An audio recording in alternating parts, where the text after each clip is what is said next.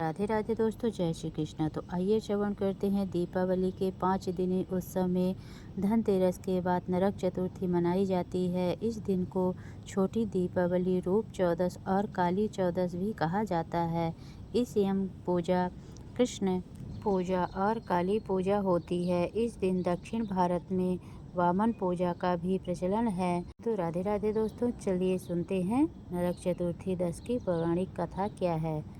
पहली कथा, नरकासुर को भौमासुर भी कहा जाता है। कृष्ण अपनी 8 पत्नियों के साथ सुखपूर्वक द्वारिका में रहा करते थे। एक दिन स्वर्गलोक के राजा देवराज इंद्र ने आकर उनसे प्रार्थना की, हे कृष्ण, प्रयाग ज्योतिषपुर के दैत्यराज भौमासुर के अत्याचार से देवतागण त्राहि त्राहि कर रहे हैं। क्रूर भौमासुर ने वरुण का छत्र, आदित्य के कुंडल और देवताओं की मणि छीन ली है और यह त्रिलोक विजयी हो गया है। इंद्र ने कहा, भौमासुर ने पृथ्वी के कई राजाओं और आमजनों की अति सुंदर कन्याओं का हरण कर उन्हें अपने यहाँ बंदी गृह में डाल रखा है। कृपया आप हमें बचाइए। प्रभु इंद्र की प्रार्थना स्वीकार करके कृष्ण अपनी प्रिय पत्नी सत्यभामा को साथ लेकर गरुड़ पर सवार हो प्रयाग ज्योतिषपुर पहुँचे। वहाँ पहुँचकर भगवान कृष्ण ने अपनी पत्नी सत्यभामा की सहायता से सबसे पहले मुर दैत्य सहित मुर के 6 पुत्रों ताम्र, अंतरिक्ष, श्रवण, भीमासुर, नभस्कृत और अरूढ़ का संहार किया। मुर दैत्य का वध हो जाने का समाचार सुन भौमासुर अपने अनेक सेनापतियों और दैत्यों की सेना को साथ लेकर युद्ध के लिए निकला। भौमासुर को स्त्री के हाथों मरने का श्राप था, इसीलिए भगवान श्री कृष्ण ने अपनी पत्नी सत्यभामा को सारथी बनाया और घोर युद्ध के बाद अंत में कृष्ण ने सत्यभामा की सहायता से उसका वध कर डाला। इस प्रकार सौमासुर को मारकर श्री कृष्ण ने उनके पुत्र भगदत्त को अभयदान देकर उन्हें प्रयाग ज्योतिष का राजा बनाया। भगदत्त कौरवों की ओर से महाभारत युद्ध में लड़ता है। जिस दिन श्री कृष्ण ने भौमासुर का वध किया था, उस दिन कार्तिक माह का चतुर्दशी थी, इसलिए उसे नरक चतुर्थी भी कहा जाता है। इस दिन श्री कृष्ण ने भौमासुर अर्थात नरकासुर का वध किया था और उनकी कैद में लगभग 16,000 महिलाओं को मुक्त कराया था। इसी खुशी के कारण दीप जलाकर उत्सव मनाया जाता है।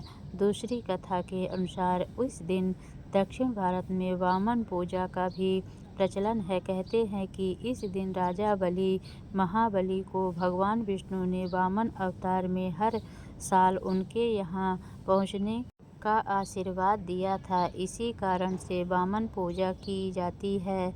अनुसार राज बलि बोले, हे भगवान, आपने कार्तिक कृष्ण त्रयोदशी से लेकर अमावस्या की अवधि में मेरी संपूर्ण पृथ्वी नाप ली है। इसीलिए जो व्यक्ति मेरे राज्य में चतुर्दशी के दिन यमराज के निमित्त दीपक करेगा, उसके यम यातना नहीं होनी चाहिए। और जो व्यक्ति इन 3 दिनों में दीपावली का पर्व मनाए, उनके घर में लक्ष्मी जी कभी न छोड़ें, ऐसे वरदान दीजिए।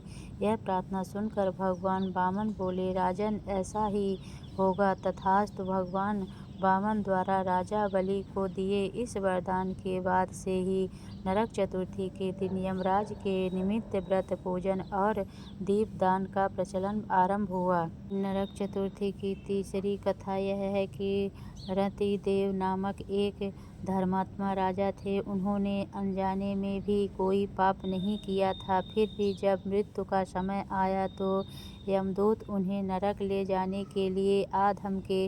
राजा ने कहा कि आप मुझ पर कृपा करके और बताइए कि मेरे किस अपराध के कारण मुझे नरक जाना पड़ रहा है।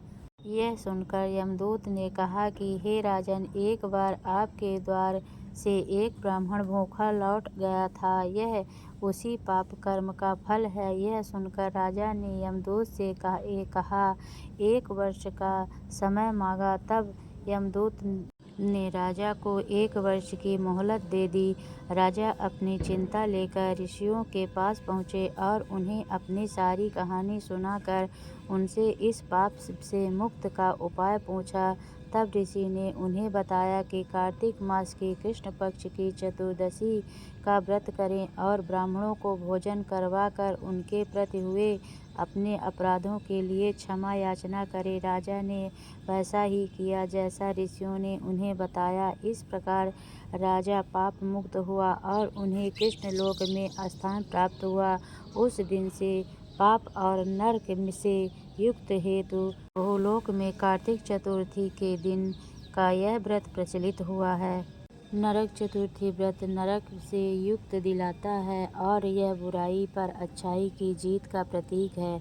इस दिन ब्रह्म मुहूर्त में अपामार्ग या गंगा जल मिले पानी से स्नान, यमराज की पूजा और दीपदान किया जाता है। शाम को यमराज के लिए दीपक जलाया जाता है और सुबह भगवान कृष्ण, देवी काली, भगवान शिव और हनुमान जी की पूजा भी की जाती है।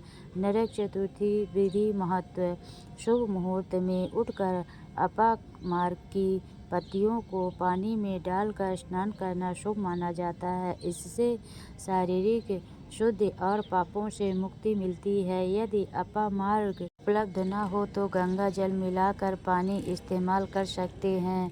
पूजा विधि: पौराणिक कथाओं के अनुसार इसी दिन भगवान कृष्ण ने नरकासुर का वध किया था, इसीलिए भगवान कृष्ण की पूजा विशेष रूप से की जाती है। देवी काली: इस दिन काली माँ की पूजा का विशेष महत्व है, जो शत्रुओं पर विजय दिलाती है। कुछ मान्यताओं के अनुसार इस दिन शिव जी का विवाह तय हुआ था, इसीलिए भगवान शिव और माता पार्वती की पूजा भी की जाती है। शाम को यमराज की पूजा और दीपदान किया जाता है ताकि अकाल मृत्यु का भय न रहे। भगवान हनुमान जी की पूजा भी की जाती है। संध्या के समय यमराज के लिए एक दीपक जलाया जाता है, जो घर के बाहर दक्षिण दिशा में रखा जाता है। यह दिया घर से बुरी शक्तियों को दूर भगाता है। ये घर के हर कोने को साफ करके दीपक जलाया जाता है, जिससे घर में माँ लक्ष्मी का वास हो सके और दरिद्रता दूर हो जाती है। इस दिन व्रत और पूजा करने से व्यक्ति सभी पापों से मुक्त होकर स्वर्ग को प्राप्त कर सकता है। यह नकारात्मक ऊर्जा को दूर करने और एक नई सकारात्मक शुरुआत का दिन है।